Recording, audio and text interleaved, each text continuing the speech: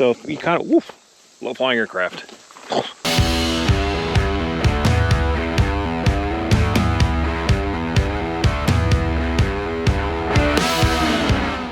Hey friends, Joe the Farmer here. Today's video we're going to take the tractor out to those clover plots and check on those, see how they're doing, and then we're going to get some seed on the ground. It's August, I think today's the 15th or 14th. And it's time to start getting some brassica seed out, and I don't know, we're just going to ride around, and I'm actually walking down to get the tractor right now. I'll explain why here in a minute. So. Okay, while I let this tractor warm up, so what happened was one of my front driver's side seals must have gone bad, and I wonder if it's something I did, you know, because it was perfectly fine, and then I used my DeWalt grease gun, and the next day I came out and there was, you know, there's a bunch of UTF on the ground. So I don't know if it was me doing it or if it's just something that, you know, kind of broke. But anyway, big shout out to my dealer. I've talked about him before, Larry Soaps and Equipment. They came out here and had it, you know, my tractor picked up and turned around within like 48 hours to have it fixed. And those guys really care about getting you back to work. So this is not a, you know, endorsed post or anything like that. I just wanted to kind of let you know while I was walking down the driveway to get this thing. Glad to have it back. We're a little behind on some of the mowing because I've had other things going on, but we're going to check out those clover plots and see what's going on up there. And I'm concerned that with as dry as it's been, that the weeds may have taken over a little bit, but by mowing it, we'll get a good idea. And then we're going to get some seed on the ground in that little V, or the little triangle area I showed you all that we were doing that we sprayed, because that's going to be brassicas, and then we're going to top dress that with some of the Dixie grains and radish from my friends at Whitetail Food Plots USA. So we're going to get this thing fired up and cooled down, get the air conditioning pumping, and then we're going to get out there and do some mowing, and then we're going to get some seed out. So let's do it.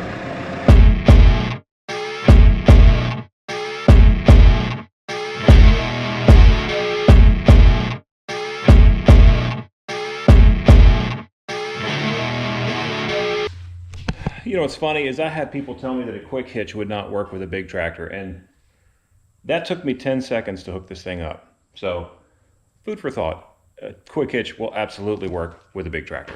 So for all of you out there who wonder if you should spend the extra, oh my gosh, I think it was $200, $300 for, now it's probably $8 grand, who knows, but when I bought it 3 years ago, this quick hitch was about, I think it was about $350, and the amount of time and frustration and energy this thing saved me, worth every single penny. So, all right, we're hooked up, time to go mow. So I can see on YouTube what our demographic is, and I know a lot of folks that watch the channel are about my age or they're my senior, and what I can tell you is that if you have a tractor, you work equipment, you know, the older you get, the hotter it seems to be getting.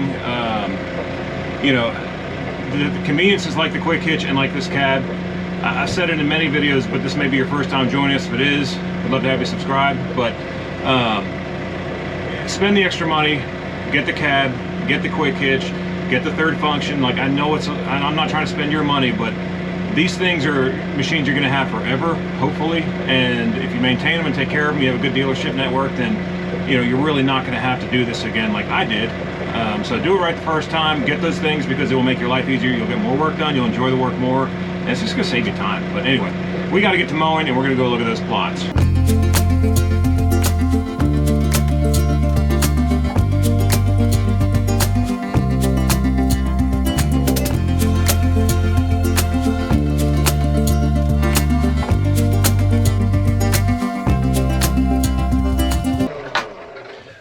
Okay, let's take a look at what we got out here. Whoop, that's a cell phone. Okay, lots of weeds, but still some clover. So, what to do? I don't want to spray it again. It's been a tough summer to grow anything. And my two choices really are to spray it, kill it off, and then top dress it with like Dixie grains and radish again, or try and continue to hold on to this clover. So if we come in here a little bit deeper, now they're definitely hitting it, but there's a lot of weeds in here.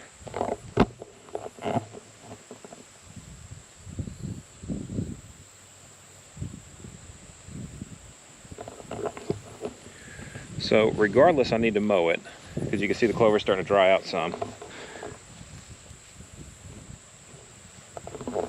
It starts getting spotted like that, you know that it's getting overtaken. But there's some pretty good stands here.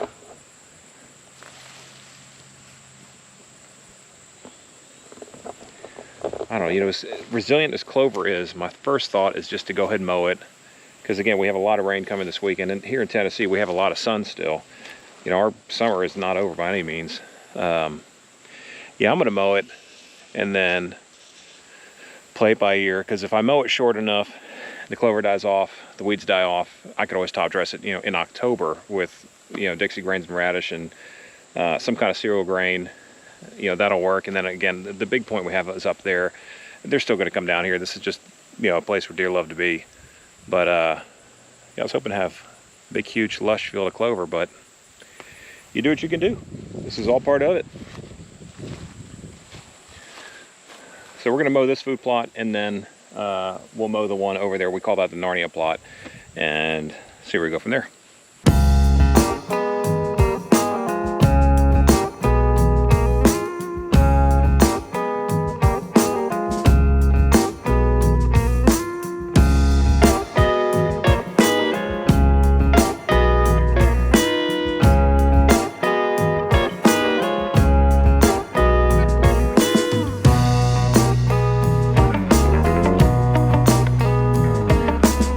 About finished up with this plot, and it's a lot more promising than I thought it was.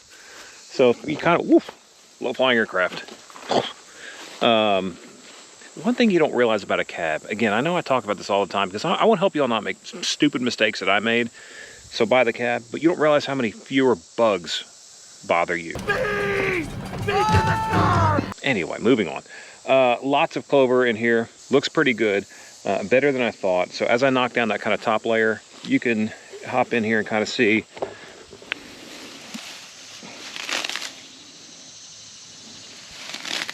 Good clover, good stuff. Like I don't think I really need to do anything. I could top dress this with a little bit of more clover seed, but I'm going to go ahead and head to the other plot, and we can hop in there and cut that down. But you know, all of you out there that do food plots and kind of enjoy this kind of content, enjoy this kind of thing, and stick with us and come along with these crazy videos while I'm out here doing this kind of stuff. You kind of get it. Like, nothing ever seems to go perfectly.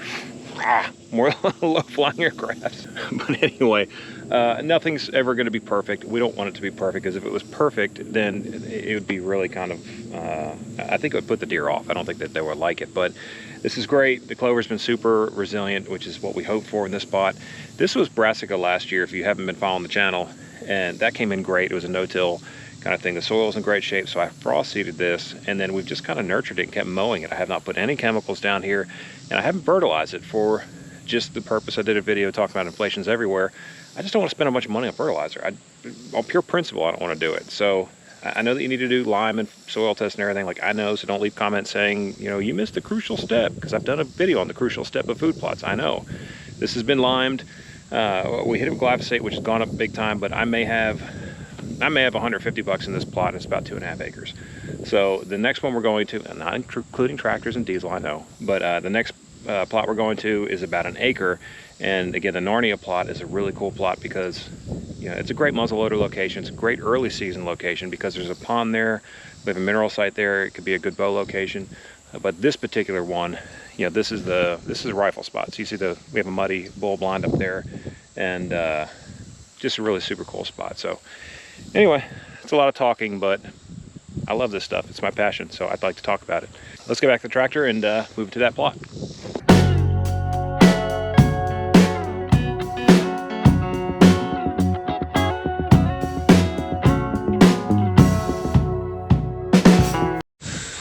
Well, I got a little bit of a head start without you. I didn't want to bore you all day with just mowing, but you know, clearly this one's been a little overtaken with weeds too. You know, this side over here, I planted clover over the years.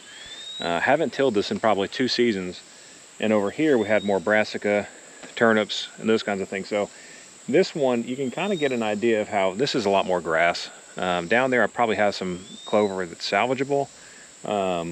But this is just, it's very weedy. There's not a whole lot under it. You know, it's not, I need to figure out if I want to spray half this and till it, or if I want to spray the entire thing and till it, or just, you know, let it lie. Because let's face it, we're getting close to the season, and the more disruptive you are, I don't know, I just don't think it's a great idea to go in there and just start rebuilding food plots and expecting good things to happen. So obviously plenty of forage, plenty of things for deer to eat, and this is what it looks like when it's all mowed down. Lots of bare patches, which is what makes me think maybe just top dressing this with Dixie grains and radish again. Maybe that's the call. By the way, where are y'all watching this from? Let me know how you guys are doing. I'd love to know how your plots are coming in, if you guys have had the heat and the drought that we have. It went from like total nuclear hot and drought to cooler and pleasant, and now it's going to rain for like a week and a half. So I guess that's the question. What would you all do?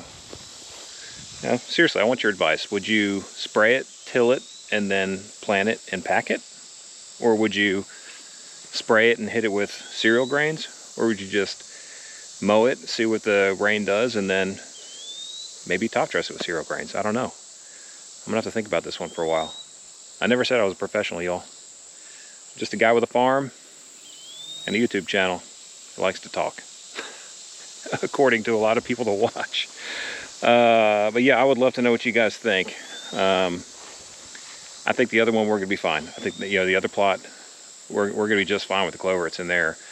This one, it's hard to tell angles on YouTube, but it kind of is a bowl. So when it rains a lot, the seed will kind of press to the center.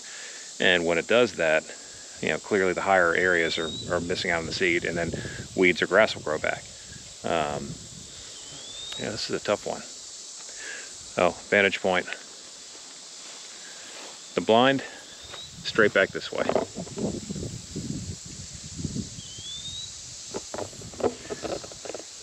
Shot my very first deer out of that blind on this property in that back corner.